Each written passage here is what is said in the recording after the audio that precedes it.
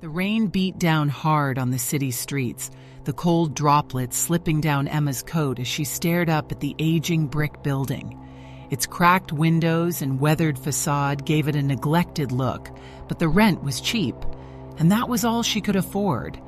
After the breakup, after the months of feeling lost, this apartment was supposed to be a fresh start. The landlord, a thin man with tired eyes and a nervous smile, handed her the keys.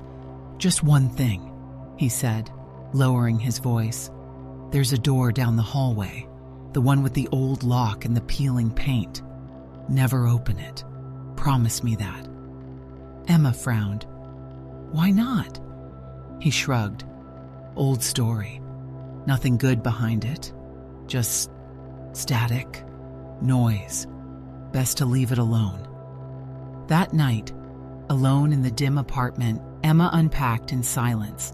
The room was small but cozy, and she hoped the cramped space would help her focus on rebuilding her life.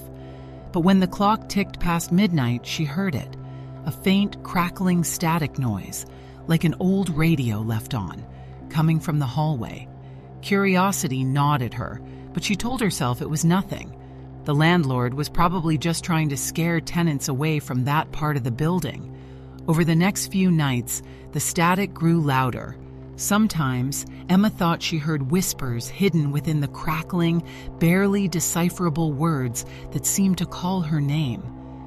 She found herself standing outside the locked door more and more often. It was old and weathered, with rusted hinges. Behind it, nothing but silence and static. Her dreams became troubled. Shadowy figures lurked at the edges and cold hands seemed to brush her skin. Emma couldn't ignore the door any longer. One rainy evening, she stood just outside it, heart hammering. The static was louder now, a low hum that seemed to pulse like a heartbeat. She pressed her ear to the cracked wood, and through the buzzing, she thought she heard words, faint and desperate. "Help! Please!" Her breath caught. The rational part of her mind screamed to walk away, but the other part, the curious, stubborn part, reached for the old brass key she had found on the floor near the door earlier. She didn't know where it came from. Her fingers trembled as she slid the key into the lock. The rust gave way with a painful creak. Slowly, she pulled the door open. Darkness stretched before her like a void. No light, no walls. Just a thick blackness that seemed to swallow sound itself.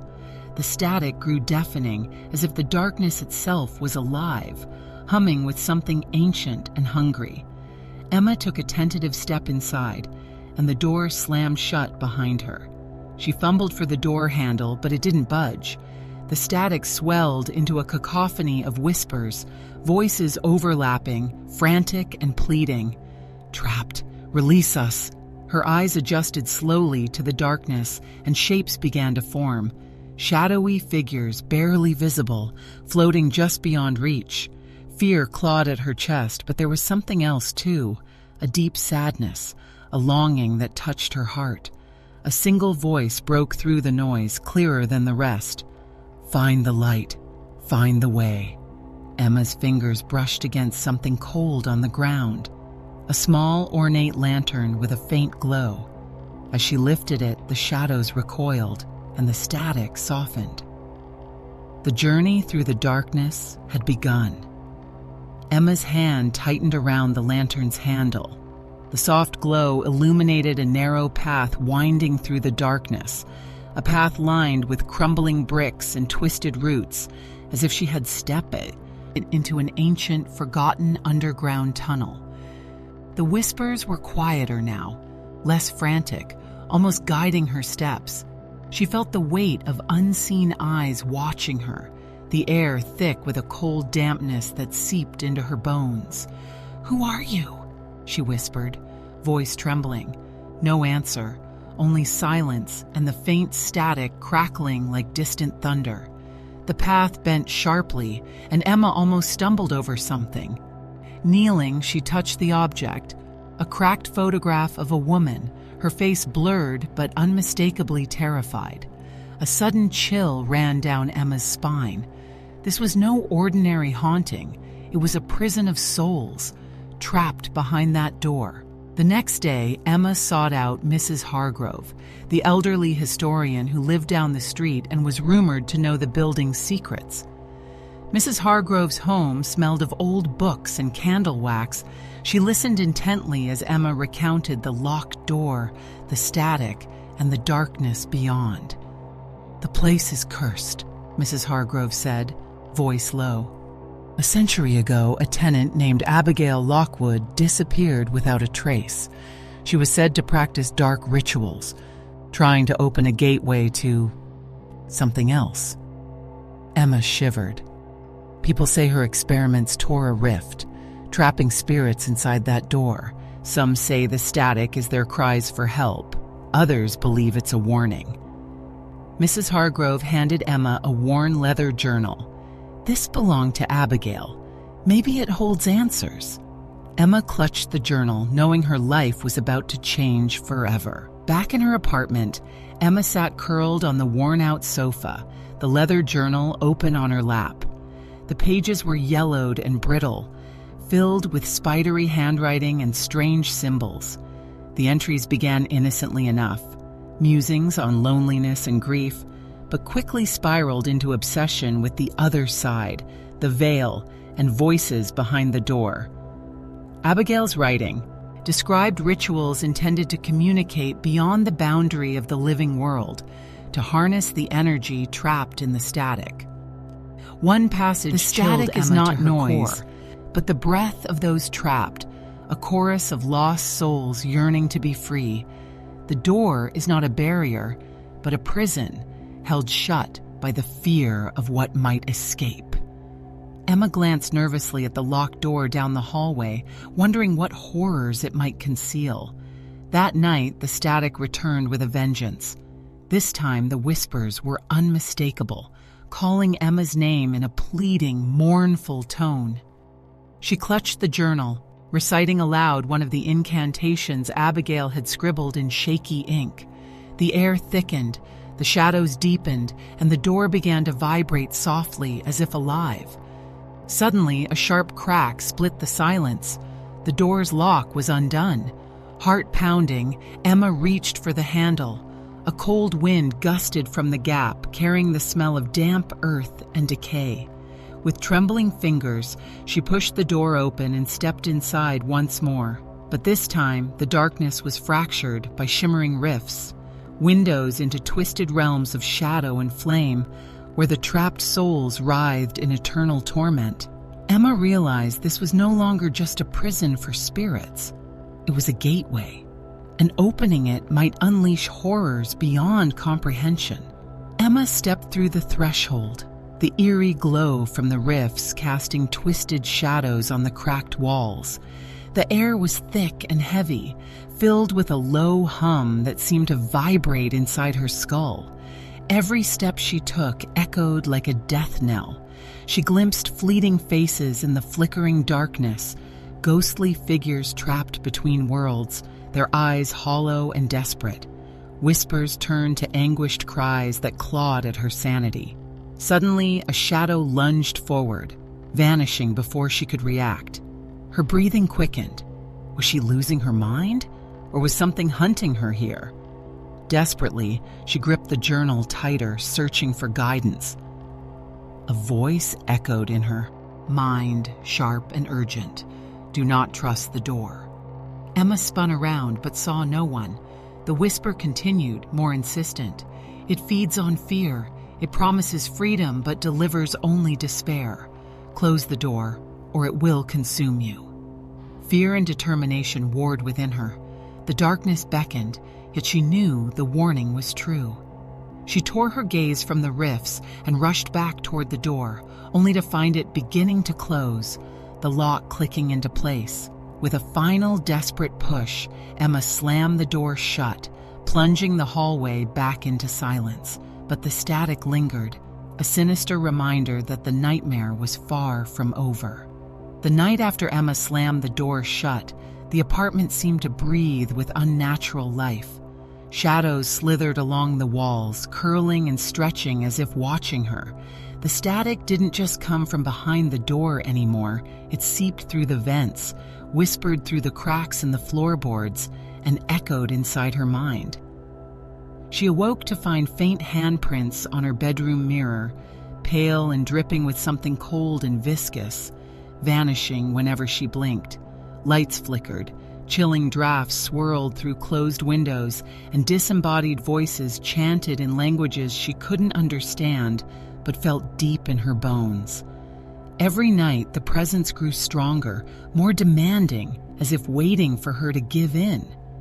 One evening, as Emma sat reading Abigail's journal, the air thickened until it was almost suffocating. A cold presence stood behind her, its breath icy against her neck. She spun around, heart hammering, but saw only a shifting shadow shaped like a woman, translucent yet vivid. The specter's eyes gleamed with sorrow and rage. The ghost whispered in a voice both familiar and alien, "Release me, free us, or join us." Emma's hand shook as the room plunged into darkness, the static rising to a deafening roar. She realized the door hadn't just trapped spirits, it had trapped a curse. And now it was reaching out to claim her. Emma's phone rang just as the clock struck midnight. The caller ID read, Dr. Marcus Hale. She answered hesitantly. "Hello? I heard about the apartment," the calm, measured voice said. "I'm a paranormal investigator. I specialize in hauntings like yours. If you're willing, I'd like to help." Emma blinked, unsure whether to trust him or think he was some charlatan, but desperation outweighed doubt. "Okay," she whispered, "come over." Dr. Hale arrived the next evening carrying high-tech equipment that hummed softly in the dim apartment. He set up electromagnetic field meters, thermal cameras, and audio recorders near the locked door.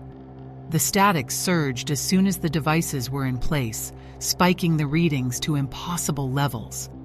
"This place is a hotspot," Hale said, brow furrowed. "But what's most disturbing is the layering. Something is trying to break through from another dimension." Suddenly, the room temperature plummeted. Shadows coalesced into twisted shapes that clawed at the walls. Emma's lantern flickered wildly, casting fractured light on the apparition that emerged from the door, a towering figure wreathed in black smoke, its hollow eyes burning red. The air screamed with a guttural growl as Hale shouted, "Get back!" The monstrous figure lunged forward, its smoky tendrils whipping through the air. Emma stumbled back, clutching the lantern, its fragile light flickering against the blackness. Dr. Hale activated a device that emitted a piercing frequency. The creature recoiled, howling in rage. "It's a wraith, bound by pain and anger," Hale shouted. "We need to sever its connection to this world." Emma flipped through Abigail's journal frantically, searching for clues. She found a ritual meant to banish the entity, involving a circle of salt and burning sage. Together, they quickly marked the floor and lit the sage, the smoke curling upwards like ethereal fingers. The wraith shrieked, the static crescendoing into a maddening roar. The door trembled violently as the entity fought for freedom. As the ritual progressed, Hale's expression darkened. "Years ago, I faced something similar," he confessed between chants. "It cost me dearly. My partner vanished inside the static. I've been chasing that nightmare ever since." Emma's heart ached at his pain, finding strength in their shared fight. The wraith's screams echoed through the apartment, then suddenly stopped. The door slammed shut with a finality that shook the floor. Silence. Breathing heavily, Emma and Hale looked at each other, uncertain if the nightmare was truly over or only beginning. The ritual seemed to work. the oppressive presence lifted, and the static faded to a distant murmur. Emma finally felt a fragile peace returning to the apartment. But as the days passed, subtle signs hinted that something wasn't right. Objects shifted position. Cold spots appeared randomly, and in the dead of night, faint whispers slipped through the walls, too soft to understand but unmistakably alive. Emma's dreams grew vivid and unsettling. She saw flashes of the shadowy figure, now fractured, multiplied, lurking just out of sight. One morning, Emma awoke to find her reflection distorted in the mirror, eyes blackened and twisted into a scream. The apartment itself seemed to ripple, as if reality thinned and cracked around her. Dr. Hale arrived with grim news. "The entity wasn't destroyed," he said grimly. "It fragmented, splintering into shards of darkness trapped in your world. We may have closed one door, but dozens more are trying to open." The Emma fragmented realized the darkness nightmare began was to far manifest from in over, unsettling and the ways, static behind the flickering door shadows was darting only the across beginning. walls, whispers bleeding into Emma's waking hours, and fleeting glimpses of ghostly faces appearing in reflective surfaces. Objects levitated briefly before crashing down. Emma felt cold hands brush her skin in empty rooms. Each night the static grew louder, weaving an unbearable cacophony of voices begging for release or revenge. She and Dr. Hale mapped out the areas in the apartment where the shards seemed strongest, setting up protective wards and monitoring devices. But the shards were cunning, slipping through cracks and growing bolder. In Abigail's journal, Emma discovered one final ritual, a desperate gambit to not just close the door but to sever the connection entirely. It required a sacrifice, something precious, willingly offered. Emma wrestled with fear and doubt, but knew there was no other way. With Hale's support, she prepared the circle one last time, calling upon all the strength she could muster. As the shards converged, the static erupted into a deafening roar. The apartment shook violently. Light and shadow collided in a blinding storm.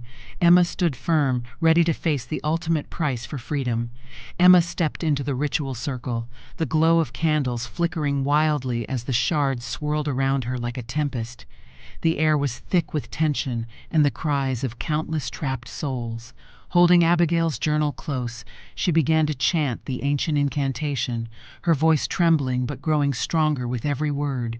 The shadows lashed out, trying to break the circle, but Hale stood guard, warding them back with his devices in steadfast resolve. As the final words left her lips, Emma felt a searing pain in her chest. The sacrifice demanded not blood, but a piece of her own soul, her memories, her fears, and her pain. She embraced the darkness willing.